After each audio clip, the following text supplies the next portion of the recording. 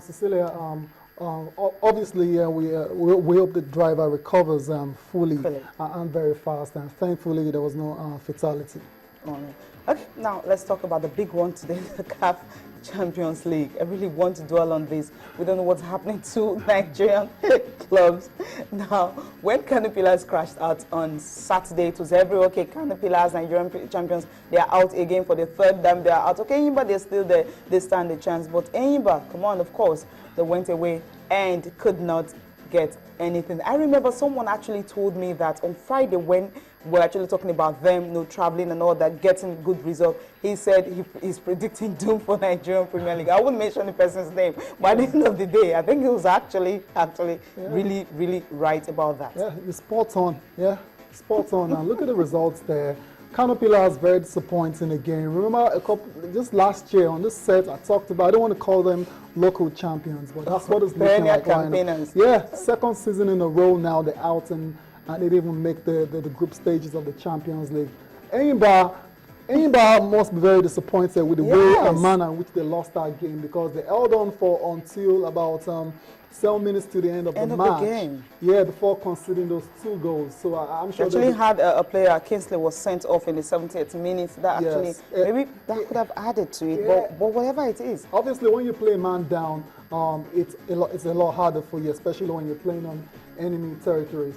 But that's not enough excuse for them. There's been a lot. They should have done the job at home. Yeah, the one at home, fair enough. One at home, like a long goal. Yeah, long goal. Yeah, it wasn't enough as at all. Not even close. As a turn down, especially when you're playing on Egyptian side. So that's what they get for. There's been a lot of complaints about the officiating and all that, but then they should learn from Maghreb. When you're playing at home, make sure you win convincingly as much as possible. Absolutely. They won 4-0 at home, so they came to Sani Abacha Stadium. They knew what to do. Okay, see if you can get a goal, then lock up. And Kano Pillars were able just to score 2 goals. And if Enyimba had done that, I think it would have been like walking the park for them. No doubt, Cecilia. What I'm going to say again is when you're playing these 2-legged matches, it's very imperative you don't lose the tie in the first leg. That's what happened to Kano Pillars when you lose 4-0. That's an uphill task if you're going to have to overturn it, and they couldn't do it against Maghreb. Better luck next time. Yeah, it's not good for Nigerian football at all. It's beginning to look like that we're returning to the dark ages. Remember, there was a time when Nigerian clubs couldn't cut it on the continent before Enyimba now came and won it twice in 2003 and 2004. Obviously, the driving force behind that was all use of Carlo. It's no longer in government now, so what is happening to our teams on the continent? Okay, pump money into the club, pay the players very well, and see how it's going to go. Who's pumping the money into the club? That's the question. Whoever wants to pump money into the club, just do it and let them perform well. Okay, for Warriors, of course, they were able to get something out, and I think I actually love what they did in that particular encounter. You know, all they had to do was won the first leg 2-0 at home 2 weeks ago, of course. When they were now going away from home, well, they did a bit, all they needed to do, lock up, and at the end of the day, they qualified. So that's the way to do it. Yeah, that's how to play 2-legged affair, and they did it. So Pillars learned from them. Yeah, they should. Learned from them. Apparently, they were under a lot of pressure in this particular game as well too. And Daniel Akpe is having a great time. Apparently, he saved the penalty and pulled off several good saves in that game as well. So I'm thinking to myself, Daniel Akpe, he played it for the Super Eagles against South Africa, had a great game. I'm thinking to myself, he feels he should own that number 1 spot. No, come on. For the home base Eagles. Okay, for the home base Eagles, that's coming there. Yeah? I think he had that already. But it's Agbin. Okay, I'm not going to say anything about Agbin. But it's good to see competition in the national team. It makes the team better. Better, yes. More goalkeepers, of course, better. And talking basketball now, okay, what is happening? Well, the Tigers, of course, you know, had they qualified for the All-African Games and, of course, for the African Championship basketball yearly, and at the end of the day, the draw has been done. Well, definitely not really a good one for them, because drawing the host nation, Group A, I think that is actually huge.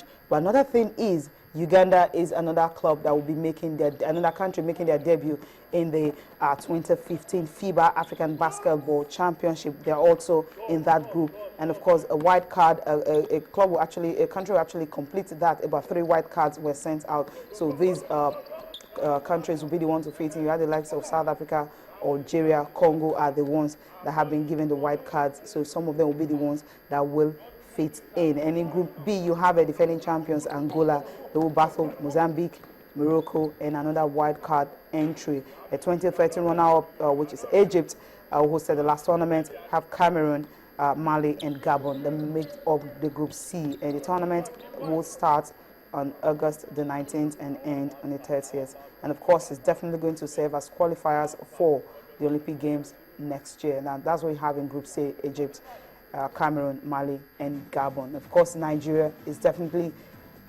mixed feelings for me, because you're having the host nation there. But by the ranking and, of course, from the way they played so far this year, but I think that obviously equal to the task. Okay, that's the latest ranking. We're just concentrating on Nigeria alone. The men, D Tigers, ranked 3rd in Africa, 24th in the world. Women, 46 and 5th in Africa. The boys, 43 and 6th in Africa.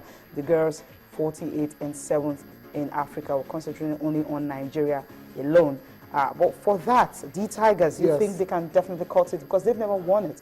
Yeah, they've never. Yeah, but Cecilia, they have Tunisia in that group. Who else is in the group again? Uganda. You have Uganda. Yeah, like that shouldn't be a problem for the D Tigers, especially qualifying and progressing into the next round. It shouldn't be a problem. When we start to worry is when they get to the latter stages of the competition, when they meet the likes of Senegal, Egypt, and Angola, and the likes. Yeah, so that's where we start to worry. And I hope this time around, these guys really prepare very well for the competition. Last year was, as far as I'm concerned, was really disappointing for me because I believe, it's my own opinion, Cecilia, I believe the import of the Nigerian Americans hasn't really had the desired effect. For me, yeah, a lot of these are Nigerian Americans playing in the USA. They've come into the side, but then we still have not seen that improvement that I expected. And I think the best way could be if these players can come in early enough and blend. I think that's just that's the key preparation. Because you can, getting them to come here,